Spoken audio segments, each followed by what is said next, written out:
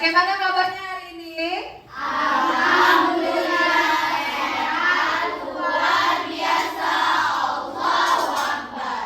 Sebelum Ibu mulai pembelajaran pada hari ini, Ibu absen dulu ya. Siapa yang tidak hadir hari ini? Siapa yang tidak masuk? Karisa, oke. Siapa lagi? Gimana Karisa? Lean ya? Oke, 2 orang ya. Reza juga tidak masuk. Oke. Apa keterangannya? Alfa ya? Riko juga? Oke, baiklah. Sebelum kita memulai pembelajaran pada hari ini, coba Wirai meminta pimpin doanya dulu nak. Baca. Baik Muhammad, kita belajar berdoa ulang.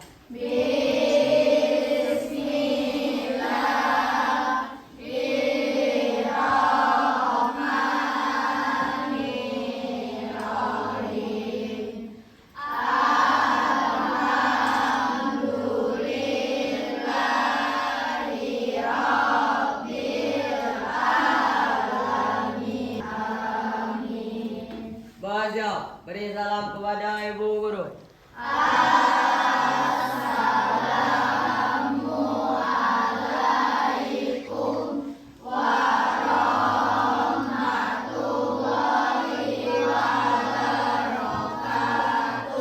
Waalaikumsalam warahmatullahi wabarakatuh. Baiklah, supaya kita semangat untuk memulai pembelajaran pada hari ini, anak-anak kita tepuk semangat dulu ya. Silakan berdiri.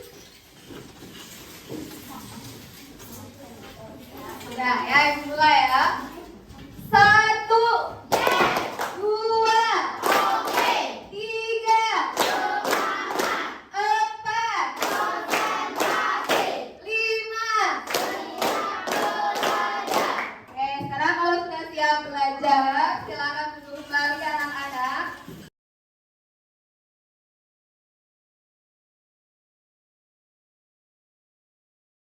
Ibu akan mengulang sedikit pembelajaran yang sudah kita pelajari di minggu kemarin ya. Ada yang masih ingat minggu kemarin kita belajar tentang apa? Tentang Bilqis, tentang apa? Tentang wujud zat. Oke. Siapa yang masih ingat ada berapa wujud dari zat? Ya, Bilqis lagi. Apa saja? Padat, cair, dan gas. Oke. Nah sekarang ada yang masih ingat bagaimana susunan partikel ketiga zat tersebut? Siapa yang masih ingat? Ayo. Ya, Mona. Teratur. Dan volumenya tetap. Oke.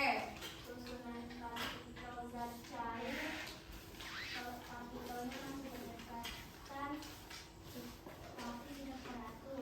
Iya, terus. Volumenya tetap.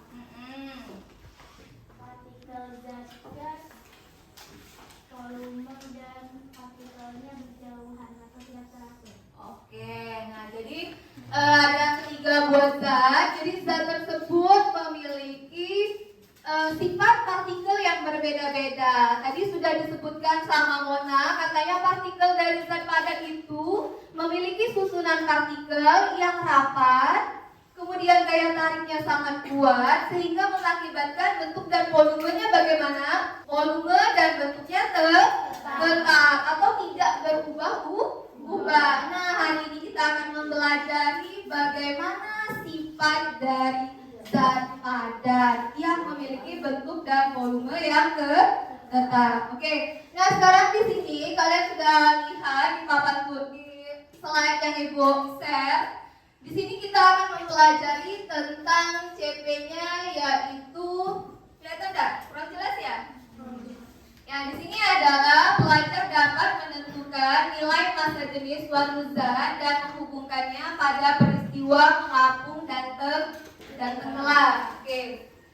Kemudian tujuan pembelajaran yang akan kita capai pada hari ini adalah yang pertama, 1, peserta didik ibu kalian dapat menentukan nilai massa jenis suatu benda.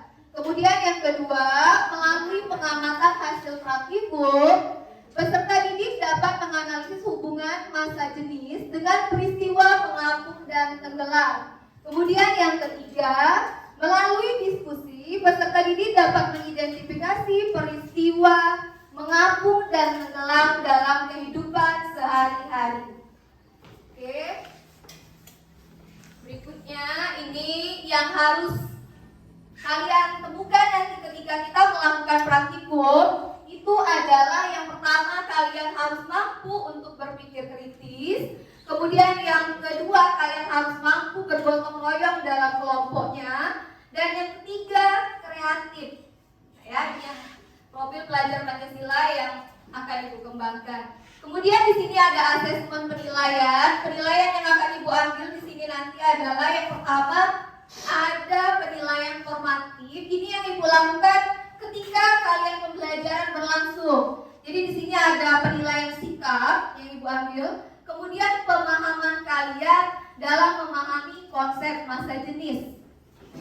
Kemudian yang ketiga nanti ada asesmen sumatif di akhir pembelajaran, yaitu ada soal pilihan ganda. Kemudian ini pertanyaan formatif. Kalian pernah melempar benda ke dalam air? Pernah tidak melempar benda ke dalam air? Nah, setelah kalian melempar benda ke dalam air, kalian amati tidak bagaimana posisinya di dalam air? Bagaimana posisinya ketika kalian lempar ke dalam air?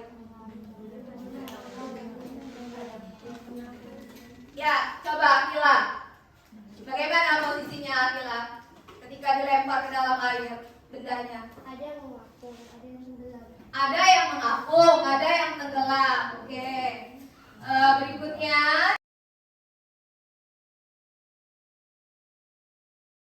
Kalian bisa lihat gambar di situ. Ada gambar apa di situ?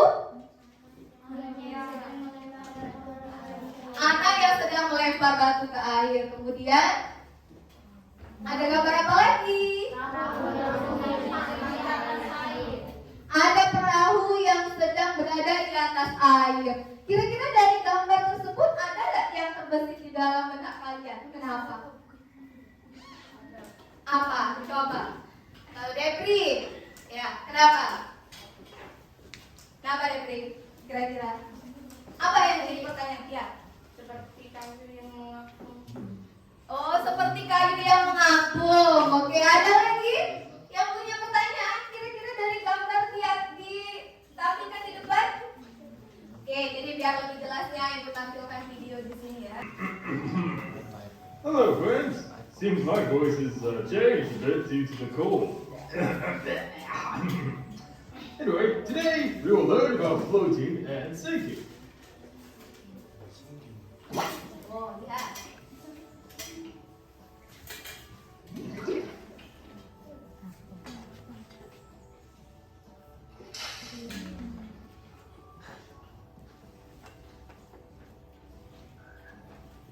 Have you ever wondered why some things float and some things sink? Let's learn about floating and sinking today. What causes some things to float and some to sink? Well, it's all about something we call density. Don't worry, let me explain this. Everything around us is made up of small molecules. In some objects, tiny little objects called molecules are tightly packed together. And in others, they are loosely packed together. This is actually what density means. The objects that are tightly packed together have a higher density, and the more loosely packed objects aren't that dense. Whatever objects sink are more dense. See the stone? These marbles? And yes, these corn. Wait, they all sink in water because the molecules are jam-packed in these. Similarly, whatever objects float are less dense, like this rubber ball, this plastic bottle, and this lovely balloon. They all float in water because the molecules are loosely packed in these.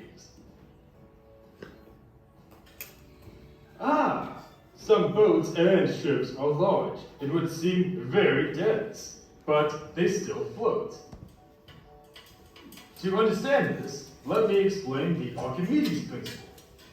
It states that any object immersed in a fluid is acted upon by an upward or buoyant force equal to the weight of the fluid displaced by the object. The ship has a long and wide base. Dari video yang sudah ibu tampilkan tadi, kira-kira ada pertanyaan tidak dari kalian? Ada, Mona. Mengapa perahu yang masanya lebih berat daripada batu bisa mengapung di atas air? Kenapa kapal yang besar tadi bisa mengapung di atas air? Oke, yang lain? Ada lagi tidak yang bisa kalian simpulkan dari video yang ibu tayangkan tadi? Dari benda-benda, tadi ada anak yang ngapain tadi anaknya? Melempar batu. Melempar batu. Kemudian ada anak ngapain lagi dia? Selain melempar batu, apa lagi yang dilemparnya tadi? Melempar bola. Bagaimana? Apa yang terjadi pada batu dan bola itu? Apa yang terjadi pada batu dan bola? Ya, Kila. Apa yang terjadi pada batu dan bolanya? Batu tenggelam, bola mengapung. Batunya tenggelam dan bolanya mengapung. Kira-kira ada yang tahu tidak kenapa bisa terjadi seperti itu? Ada yang tahu tidak kenapa bisa batunya tenggelam, bolanya mengapung? Ada yang tahu? Oke, nah sekarang supaya kalian tahu alasannya kenapa, sekarang kita akan melaksanakan praktikum. Oke.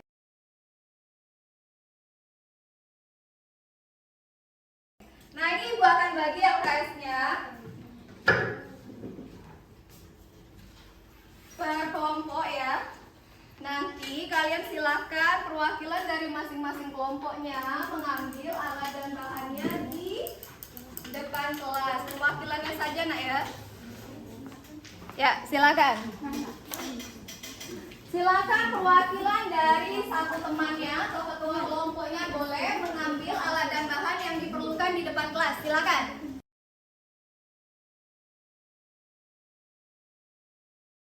Ya silakan maju perwakilan. Ketua kelompoknya boleh. Mana? Kalau dia kalian butuhkan.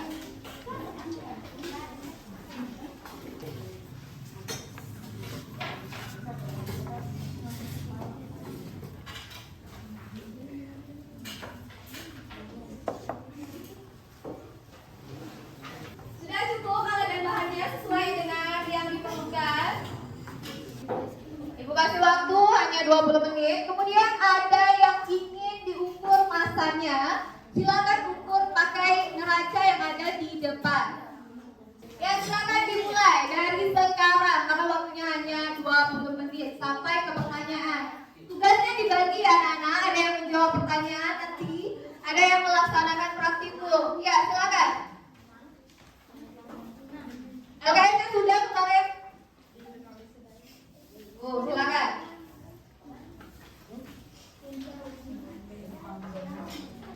Yo, bagi tugas ada 3 benda itu ya.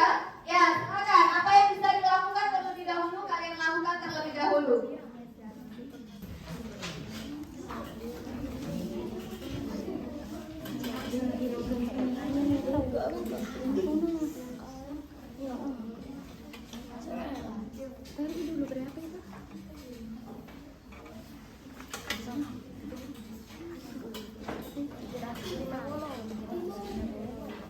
Silakan praktikum. Nanti dalam praktikum ini gua akan melakukan penilaian.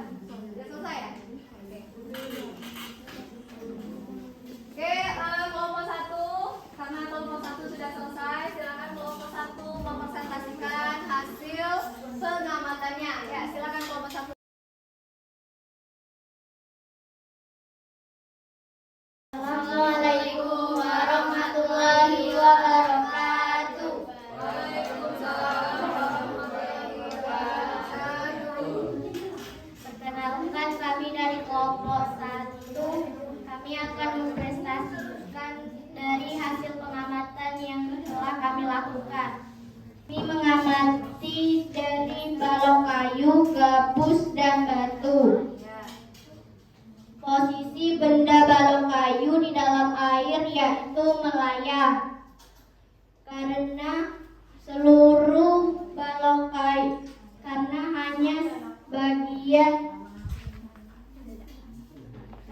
setengah bagian yang balok kayu tercelup dan tidak menyampai dasar. Massa bendanya yaitu 5 gram. Untuk volumenya yaitu menggunakan rumus balok, yaitu panjang kali lebar kali tinggi. Setelah kami mengukur, hasilnya 2,2 cm dikali 1,75 cm dikali 1,5 cm sama dengan 5,77 cm.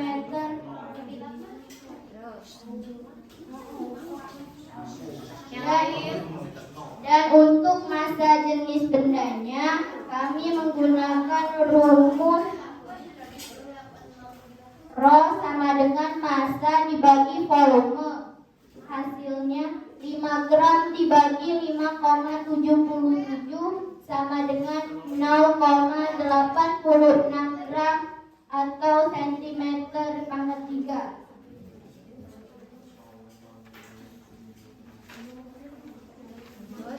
Selanjutnya untuk pengamatan dari batu atau balok logam, posisi bendanya yaitu tenggelam.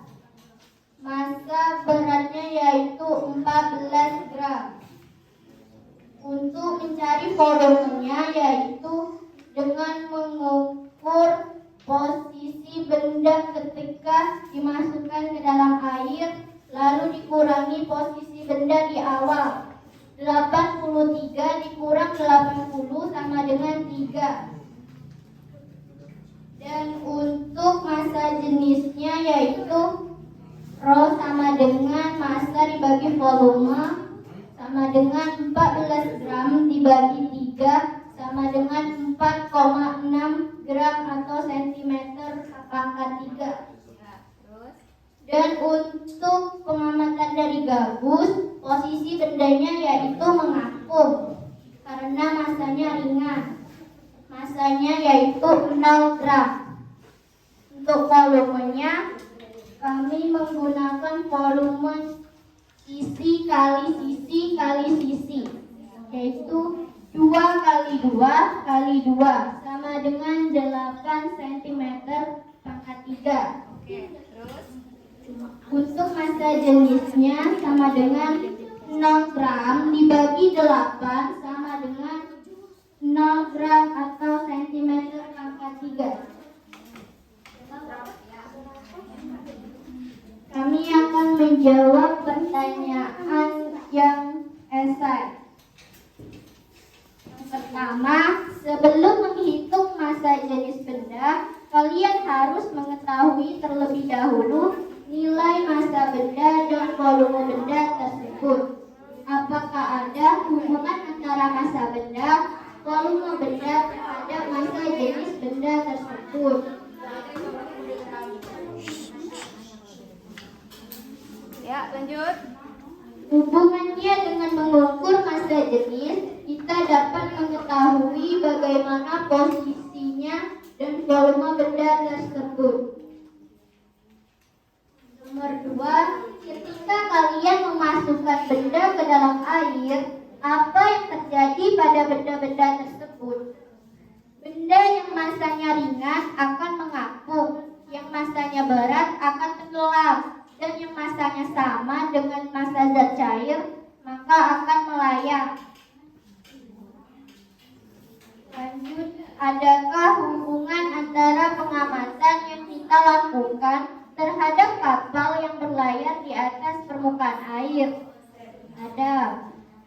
Kenapa kapal yang berlayar di atas permukaan air tidak tenggelam, sedangkan batu yang kita lemparkan ke air dapat tenggelam?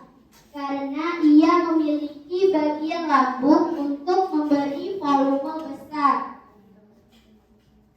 Nomor 4, pernahkah kalian mengamati ikan yang berenang di dalam air? Ada kalanya posisi ikan berada di antara permukaan air dan dasar air, melayang. Apakah hal ini juga ada kaitannya dengan massa jenis? Ya. Jelaskan jawabanmu. Karena seluruh tubuh tercelup tetapi tidak menyentuh dasar dan gaya ke atas yang bekerja pada benda sama dengan massanya zat cair. Nomor 5, coba kalian berikan beberapa contoh pengalaman atau peristiwa yang pernah kalian lihat dalam kehidupan sehari-hari yang berkaitan dengan massa jenis benda, seperti balon helium atau balon udara, menaiki perahu, kapal selam, melempar batu, bola, atau bermain perahu kertas. Dari hasil pengamatan yang kami lakukan, kami menyimpulkan bahwa dari gabus dan balon kayu terdapat perbedaan bentuk, volume, dan kerapatan. Benda cair, bentuk dan volumenya berubah. Benda padat, bentuk dan volumenya tetap. Dan benda gas, bentuk dan volumenya berubah. Demikian presentasi yang kami simpulkan dari hasil pengamatan kami. Kami akhiri. Wassalamualaikum warahmatullahi wabarakatuh. Sebelum duduk kelompok 1 tetap di depan dulu. Adakah teman-temannya yang lain yang memberikan pendapat yang sama atau pendapatnya berbeda? Silakan. Ada yang memiliki pendapat yang berbeda? Oke, Bilkis, boleh. Ya, silakan.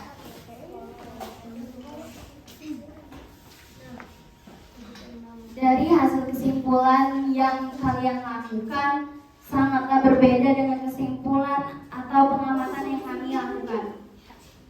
Apa bedanya? Bedanya kalau yang kami suatu massa jenis itu berbeda-beda dengan mengamati posisi benda di dalam air.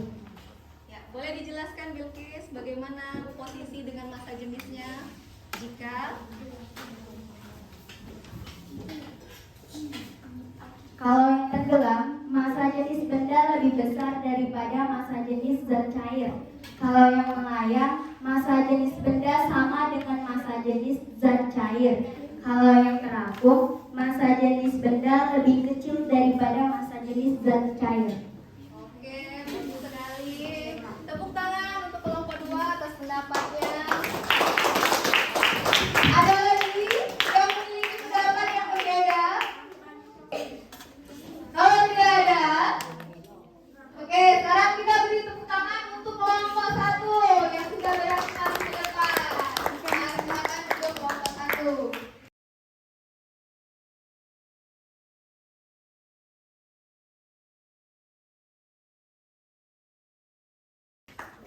Oke, jadi dari hasil pengamatan kelompok 1 tadi bahwa ada beberapa benda yang bagaimana posisi bendanya di dalam air? Ada yang tenggelam, kemudian melayang, dan ada yang terapung. Oke, nah jadi posisi benda yang terapung itu contohnya apa tadi yang sudah kalian amati? Gabus. Kenapa kira-kira bendanya bisa mengapung? Karena massa jenisnya ringan. Oke, bagus. Kemudian massa jenisnya lebih ringan dari apa? Dari massa jenis zat cair. Oke, bagus. Berarti gabus itu bisa terapung karena massa jenisnya lebih dari massa jenis zat cair. Bagus. Kemudian ada yang benda yang tenggelam tidak?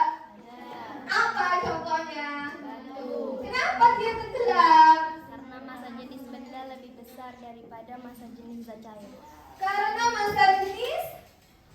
massa jenis benda lebih besar daripada massa jenis zat cair. Iya, karena massa jenis bendanya atau massa jenis apa yang tadi, Bang? Batu lebih besar daripada massa jenis zat cair. Jadi bendanya kenapa? Tenggelam. Kemudian ada yang kenapa itu? Karena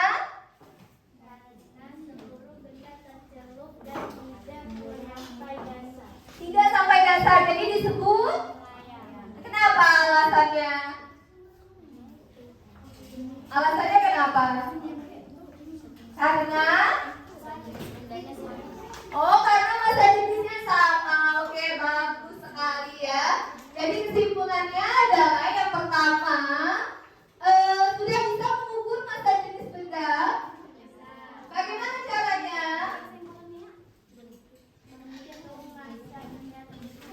Menghitung massa benda terlebih dahulu, kemudian apa lagi?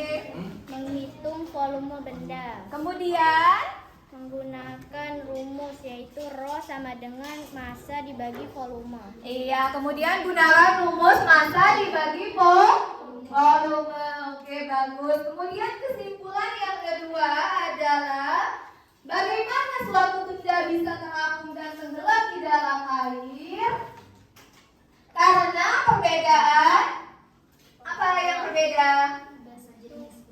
Massa jenis. Iya, bagus sekali Bilkis. Karena perbedaan massa jenis benda, sehingga massa jenisnya ada yang terapung dan ada yang tenggelam. Oke, kemudian yang ketiga, siapa yang bisa menyebutkan tadi soal yang berikutnya?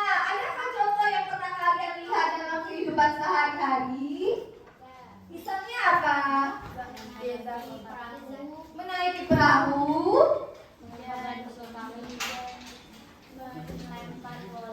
Melempar bola, bermain perahu kertas. Oke, baiklah ya. Jadi itu kesimpulan yang kita dapatkan pada hari ini. Nah, untuk LKS atau lembar kerjanya, nanti Ibu minta masing-masing kelompok mengumpulkan hasil pengamatannya atau LKP.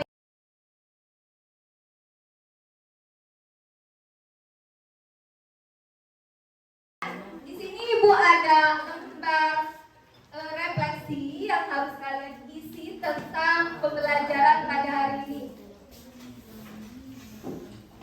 Coba Ibu minta tolong dibagikan ke temannya satu-satu. Diisi lembar refleksinya, boleh kalian checklist saja atau kalian linkkan.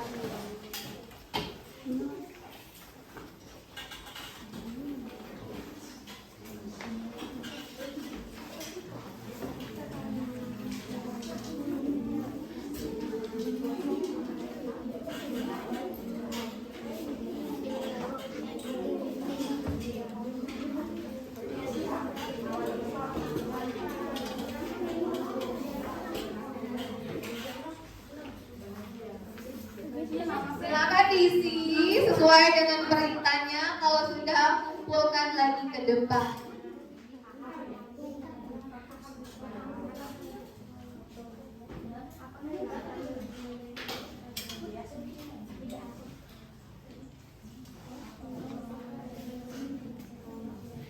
Sudah? Sudah diisi? Nah, kalau sudah, kita akhiri pembelajaran pada hari ini. Kita tutup dengan lafaz hamdalah. Ya, Ibu akhiri. Wabillahi taufiq wal hidayah. Wassalamualaikum warahmatullahi wabarakatuh.